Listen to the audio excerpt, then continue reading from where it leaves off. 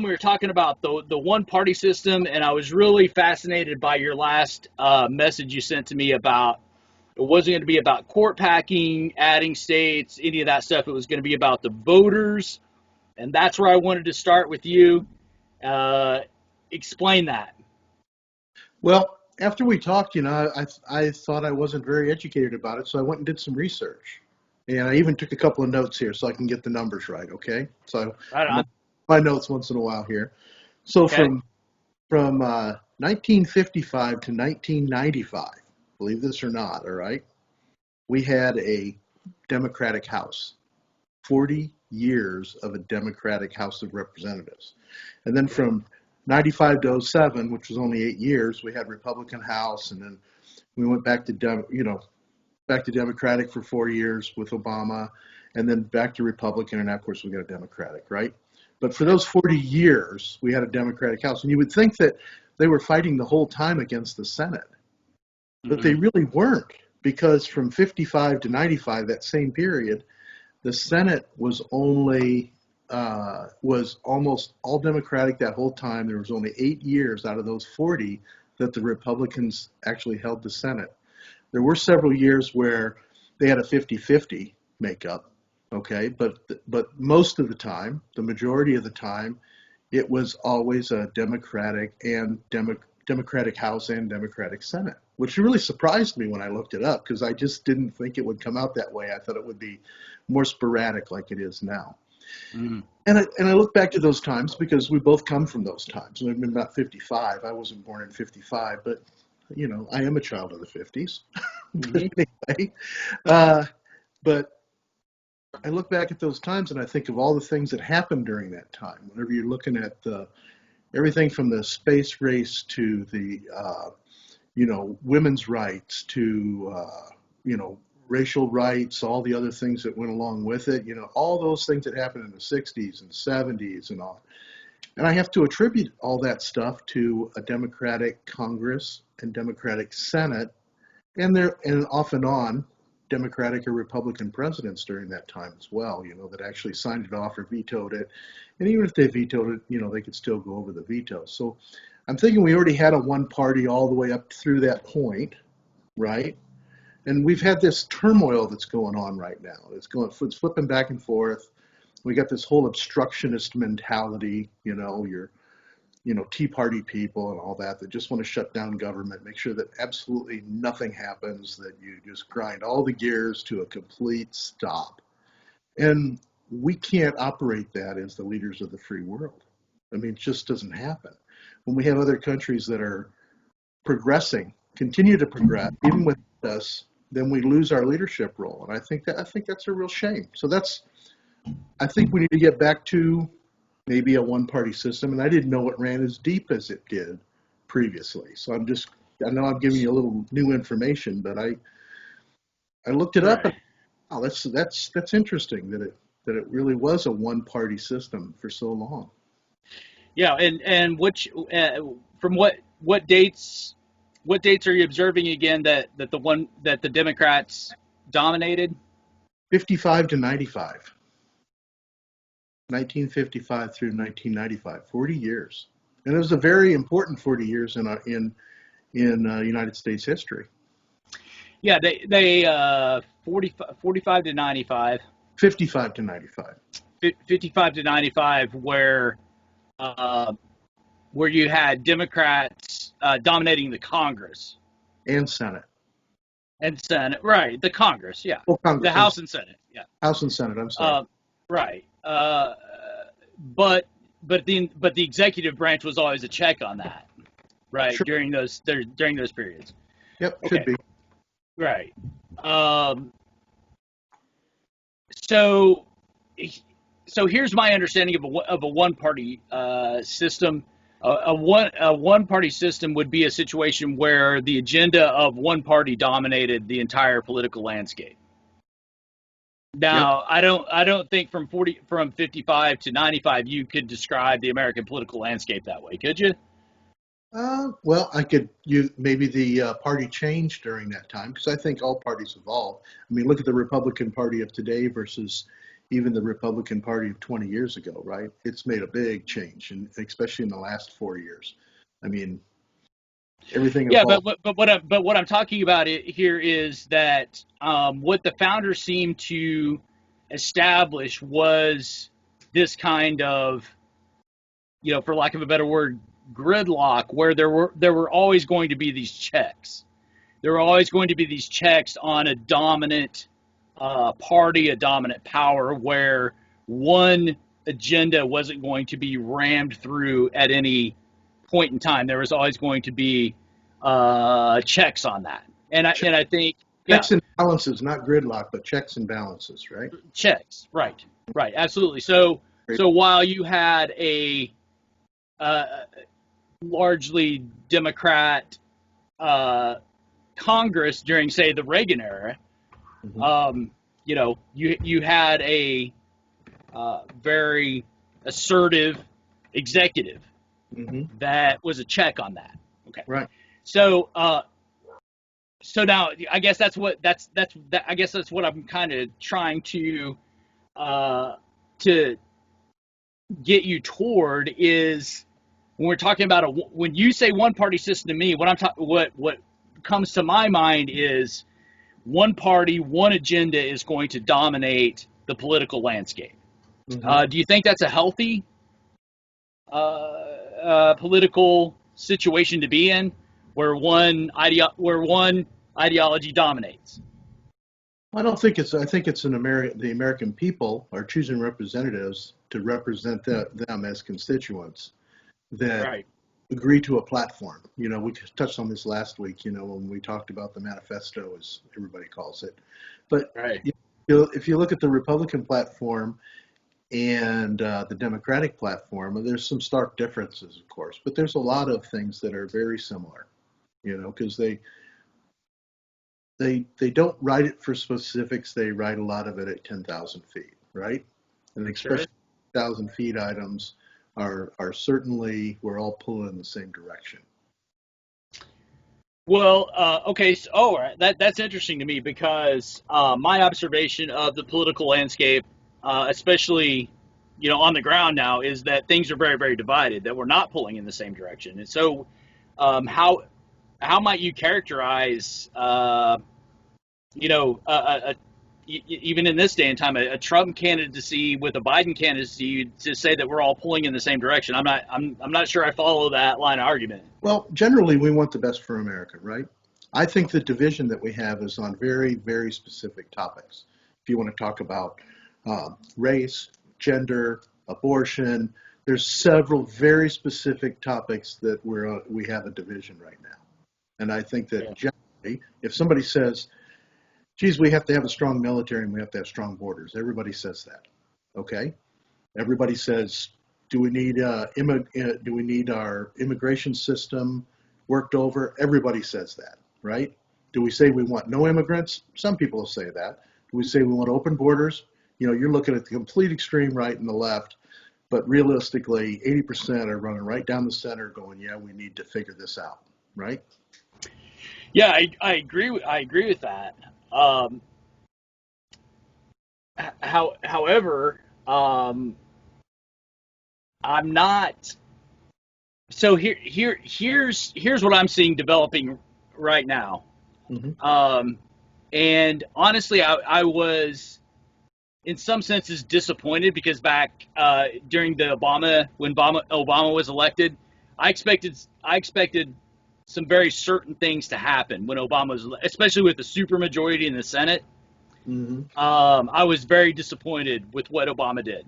Mm-hmm. Because back then I was a Claremont, I thought, the best way to do this thing was from the left. Mm-hmm. Um, When you say, and think, what is the best way to do what thing when you say this thing? no, what needed to happen was, what we talked about when I was at the Claremont School of Theology in the mid 2 aughts, right? 2006, 2007. Mm-hmm. And what we always talked about was, what we needed to do is get control of the executive for sure, but get control of the Senate, which meant certainly abolishing the filibuster. We needed to get rid of that. Always been against the electoral college. You know, securing a situation where that agenda could dominate. Mm-hmm. That's what we were looking that's what I thought should have happened with Obama. So when I you mean, say we, Obama. what do you mean by we? So I mean, we liberals, Okay. we left wing. I wouldn't say liberals in the classical sense, but we left wingers, Mm-hmm. which I was at that point. Mm-hmm. Um, to say that you know, if you're this is the idea of the left wing is the revolution. That's what we always talked about. Mm-hmm. We've got to we've got to move the agenda of the revolution forth. Right. And so, if we're going to do that, and we would love to do it in a peaceful way, Mm-hmm. the last resort might be violence. Although, if we had to employ violence, it might be justified. Uh, but Mother, that was go ahead. Keep on. but the big disappointment from my perspective of the Obama administration was with the Democrats having the executive, a supermajority in the Senate and the House, that all they did was pass Obamacare, the Mm-hmm. Affordable Care Act. Yep. What they should have done was exactly what's being proposed today, which will put us on precisely on that square of the one party, which is, first of all, abolish the silly filibuster in the Senate, which uh, uh, Harry Reid did in a sense with the judicial. All that backfired on him. You know, complete. You know, that's what the Dems seem to be great at, is, you know, snatching victory out of the, you know, snatching defeat out of the jaws of victory. They're great at that. So he did that, and now all of a sudden, now we're going to have a 6-3 Republican court, which is not at all what we want. You know, that the filibuster should have been abolished in the Senate. First of all, then we wouldn't have had an issue with those sorts of things. You know, and the justices could have been appointed. We you know, we should have added justices back then. That would have been the opportunity to do it, because the Dems had the majority. That way we could ensure that one party agenda. And then on top of that, we could have added the states, D.C., Puerto Rico, Guam, whoever else you want to add, that would have added that would have ensured that supermajority going forth. Mm-hmm. That's the kind of moves that we were talking about in that day and time, and that's why we were disappointed in Obama. And now the Dems have a very, albeit narrow path to do it, in a sense, because they've only got 2 years to do it. Because once the Biden-Harris ticket wins, once the Dems take over the Senate, they've only got 2 years to get those states added, to abolish the filibuster, to add members to the court, and to ensure that the one-party system will be in dominant power in perpetuity. Mm-hmm. That's the path to a one-party system where, you know, all dissenters will be quelled, will be put down, and then we can get some stuff done. That's the idea. So I don't think we need to go that far. You know, I know you're thinking you've got those three angel ingredients, if you want to call it. You know, you've got to get rid of the filibuster, you got to add states, you got the whole Supreme Court thing. You know, it's like we talked about last Well, night. and the electoral college as well. We got to get rid of that as well. You don't. You know, it's worked for 200 years. Okay. I mean, if I was completely as far left as you can go, I'd say, okay, all those things. But realistically, if you have to live in the system that you have to live in, I don't think they have to get rid of them. I mean, you really need. I mean, and I don't even care if they bring in Amy Coney Barrett. Okay, why would you call 6 justices Republican justices versus 3 Democratic justices, or liberal or conservative? Because justices are justices. You know, the justices that were brought in the 60s and 70s and 80s were brought in by almost unanimous vote by both parties. Right. Now we're so divided because we think that a justice is going to start making laws. Justices don't make laws. Congress does. If we have the right Congress in there and the right Senate, they should make the laws so justices don't have to make the hard calls like that.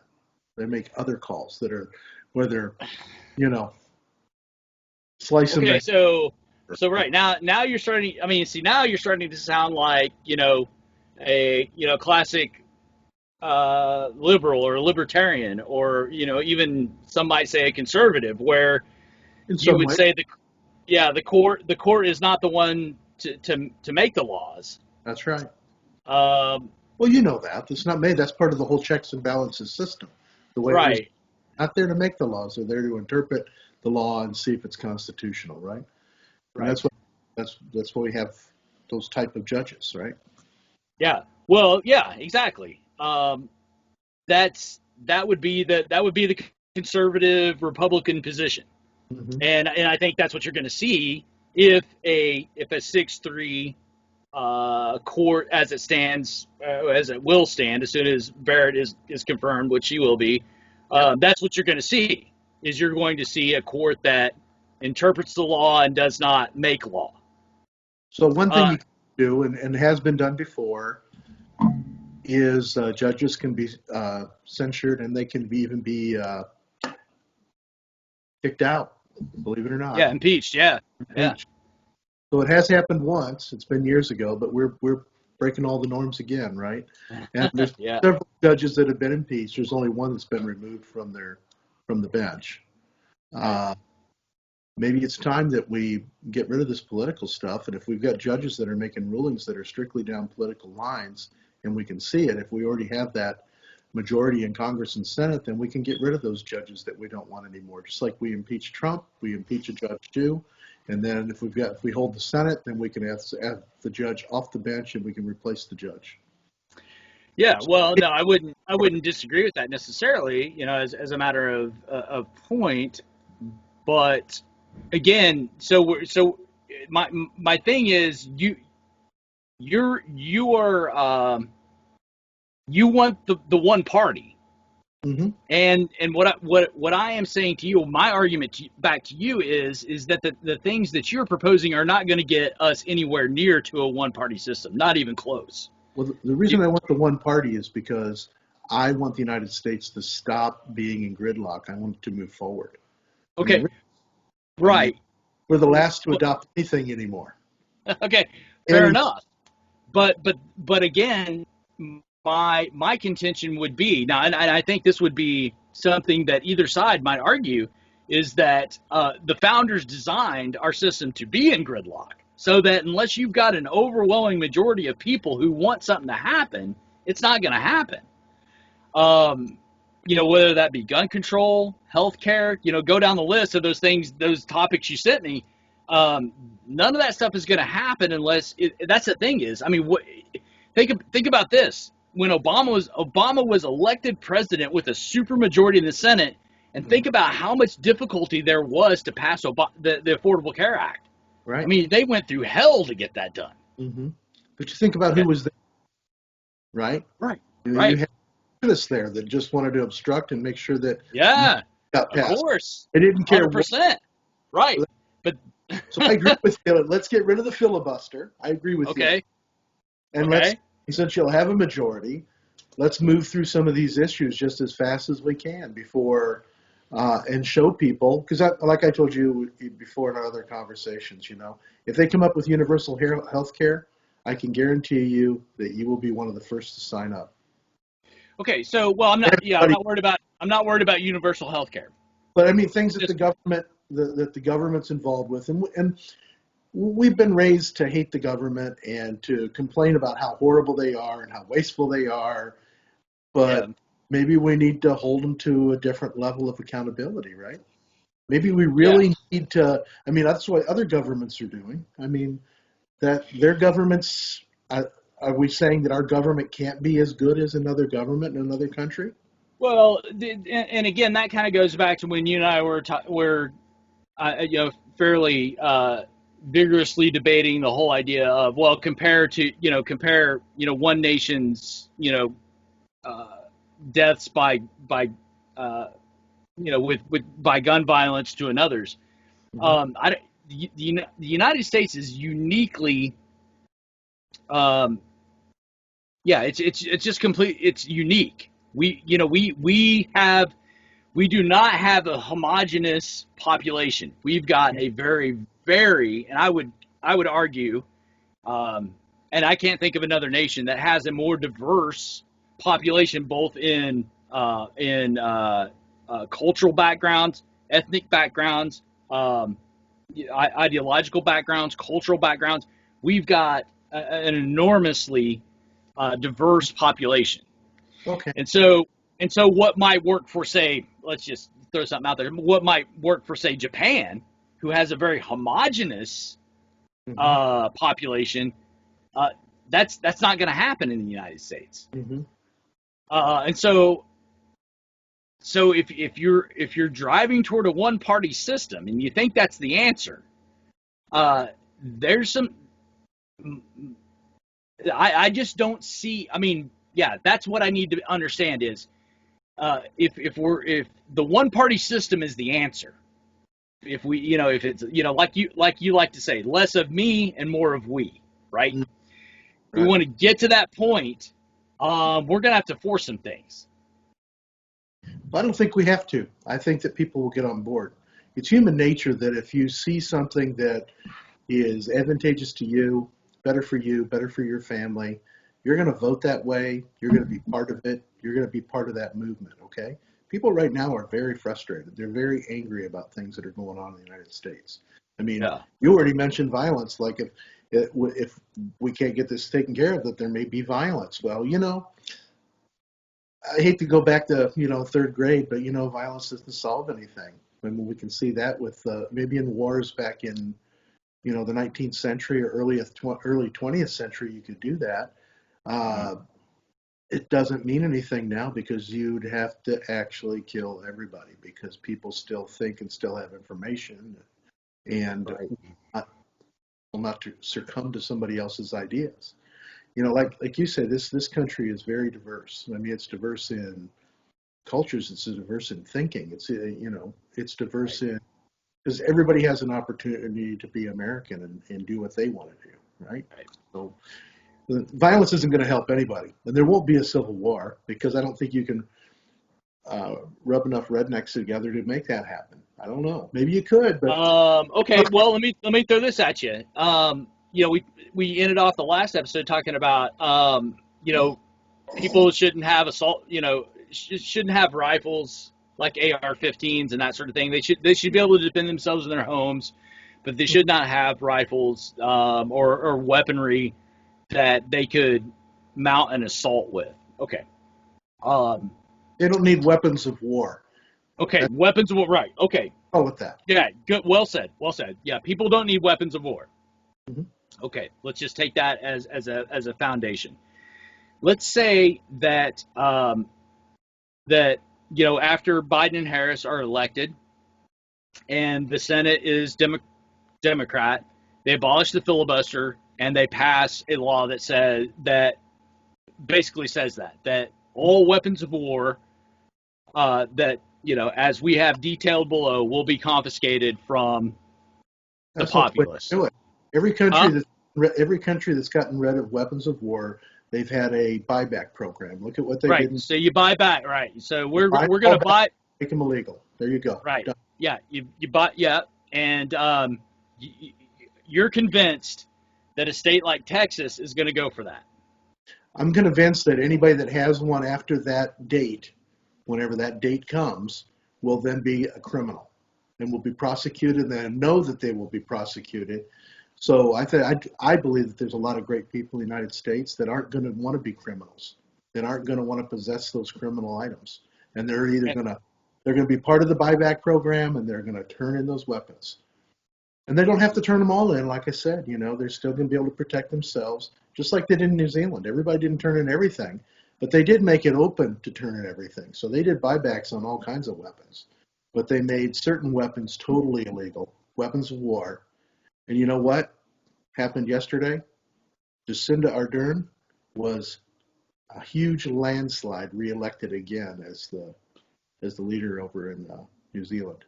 Sure. All And right. she's So you're convinced that if so one thing Harris said that I remember in her debates is that uh, from the Democrat primaries was that in the first 100 days she would do something like what you're talking about. You're convinced that the people of Texas will go along with that, no problem, won't be an issue. the people of the United States will go along with that. No, Yeah. I'm talking about I'm talking about the people of Texas. I'm talking I, to the people the people who in Texas will. They'll go think ahead they and will. they'll keep their weapons right up to the line. And I know the gun manufacturers will go out and design and manufacture guns that meet the edge of the law so everybody can have what they want. If anything, it might be a boon for the gun industry because if they sell back all their weapons, all those guys will have cash to go out and buy new weapons that meet the current law, the new law. They can basically exchange weapons or something. Who knows? I mean, you know how Americans are. We always want to be right on the edge and make sure that we get our part, right? So I believe it'll Well, happen. so that kind of forces the issue of what do you think the purpose of the Second Amendment is? Oh, I think it's handled all by the National Guard. I don't think that individuals are part of a well-regulated militia. Um, no, that I don't understand. I think the National Guard is the well-regulated militia. I don't believe that because But it's wait, hold on, no. What I ask you is, what is the purpose of the Second Amendment? Why did the founders put the Second Amendment in the Constitution, in the Bill of Rights? to keep us from being but from having an oppressive government that we could fight back against. Ah, okay. And Okay. do you really think that people in the heart of Texas are going to be willing to give up their guns by government fiat I'm just going to tell you right. when they know that the reason they have their guns is to protect themselves from a tyrannical government? That's a crazy argument because the It's a government. crazy argument. The reason it is because the government isn't going to come in. I mean, they don't even put boots on anymore. Your gun isn't even going to matter. All they're going to do, if they really have to take control of an area or something, it's going to be by surgical strike, and they're going to come in with drones. And you know what? Private people don't have drones. Yeah, That's no, that's right. don't That's against the government. It's never going to happen. right. Well, right. So in other words, it really doesn't matter whether or not you keep your guns or not. The government is still, they're going to force their will on you no matter what. If it was a tyrannical government and they wanted to force their will on us, just as they do with lots of other governments around the world, they would do so. Yes. Right. Yeah. I don't care if you got guns or not because you can't fight it. You don't have the weaponry to fight that. And think Yeah. about it this way too: is if we got rid of the weapons of war, and then maybe our police departments wouldn't have to have weapons of war to combat the weapons of war that they've got out on the street, and maybe they could back down a little bit. I mean, think about it. There's a lot of countries that walk around, and I've been to those countries where the police officers walk around. They don't even have a sidearm. They don't wear bulletproof vests. They Yeah. walk around policing. Well, but yeah, you're talking about other countries, and this is I know. America. Compared, I know this is America. Can't be compared. I It's don't know. hard, very difficult to compare America to anybody else. You Yeah, certainly not. I know that because I've tried it with several different countries with different things. You will not compare America with anything because it's yeah, so unique. I it get is. It's very unique. Well, so again, so that's my thing is if we want to get to this one party system, um, again, I think you've got to do what we used again back in the day used to talk about is you've got to take complete control Mhm. of the government, and one agenda has to go forth. There can't be this, there can't be any more competition with these agendas. But you You don't have to. can't have, you can't, right. Well, hang on. So you can't have a guy like Ted Cruz coming in and saying, wait a second, you're violating the Second Amendment. He's got to be put down. You can't have guys coming in and saying, you're allowed to disseminate a false New York Post piece on Biden corruption. You've got to be able to crack down on that stuff. Mm-hmm. You've got to be able to take complete control of it. That's what a one-party system looks like. That's what we need if you want to move forward with a we, not me type of agenda. That's what's got to happen, doesn't it? No, I don't think so. Okay. I think that you're trying to be that. We have to oppress people to get them to love being a one party. And I don't think so. I think we have to show the opportunity of the one party and give the benefit of the one party, and people will continue to vote for the one party, and we don't have to change our system. Yeah, but right, but I think that's just completely unrealistic. I mean, we're completely divided. Look at us. You're not going to force people to do what you want, whether militarily or lock them up or whatever. You're never going to do. It's just not going to happen in this day and age. That's just not the way people are wired. Okay. All right. All right. They're not. They're not. Hauling sticks out of the woods. They know too much. About how things. It's just not going to happen. So you have to, and it has to be like, you have to kill them with kindness versus trying to oppress them and tell them what they're going to do. So I'll go back to healthcare, like we started with. Okay. If they come out in the first year of the Biden-Harris, and they come up and they say, geez, Obamacare, let's say that Trump actually gets it knocked off during his little short stint while he's president after the election. Let's say it goes to court and they kill Obamacare, so now we've got nothing, all right? And they come back in and they say, you know what? We're not going to go back with the ACA because you guys already killed it. Let's go in hard like I would want them to do. Let's do Medicare for all or come out with a complete system. Let's, because it's proven all around the world with literally millions and millions of people. Let's come in with a real system and make universal health care. And then everybody goes, oh, I don't want it, but that's the new law of the land. Everybody go sign up for it. And you know what everybody's going to do? They're going to go sign up for it. And they're going to be taxed with it. And they're going to complain and bitch about it forever and ever, but they're still going to use it, and they're eventually going to see the benefits from it, just like every other country.